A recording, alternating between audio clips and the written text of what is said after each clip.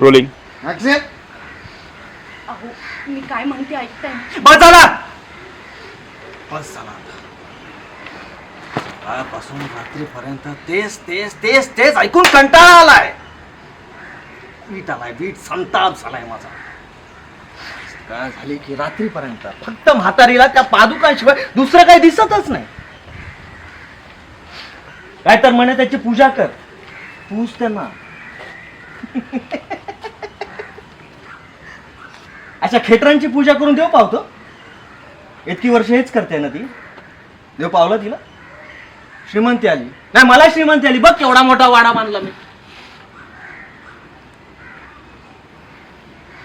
कधी कधी असं वाटतं ना त्या पादुका उचलाव्यात आणि कचऱ्याच्या ढिगाऱ्यात फेकाव्यात.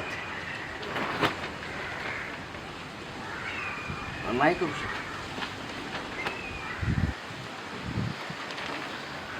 म्हातारीचा जीव अडकलाय ना त्यात. नाही करता येणार.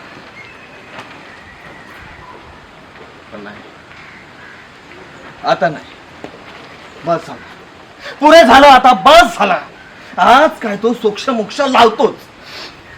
अहो अहो तुम्ही तुम्ही असा रागराग करू नका बरं. तुम्ही तुम्ही तुम्ही बसा बरं. आधी बसा. हे बघा, असा असा रागराग करून चालणार आहे का? मला सांगा, तुम्ही तुम्ही रागाच्या भरात येऊन काही केलं आणि तुमच्या आईलाच त्रास झाला तर त्याचा? मी काय म्हणते ते कळतंय ना तुम्हाला? अहो अहो उद्या लोक आपल्यालाच बोलणार आहेत. उद्या आपल्याच डोक्यावर खापर फुटेल याचं. आणि त्या पादुकांचाच प्रश्न आहे ना. अहो मग विकून टाका ना कुणाला तरी.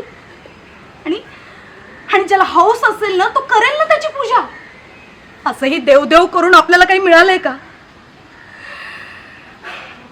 त्या पादुका विकल्यात तर किमान 4 पैसे तरी मिळतील आपल्याला. ऐका ना, मी काय म्हणते ते ऐकते ना तुम्ही? आणि तसंही त्या धुळखात पडल्यात घरात. विकून टाकल्या ना तर आपल्या घरची पिढाच जाईल हो. मी जी बोलतेय त्या गोष्टीचा विचार करा एकदा.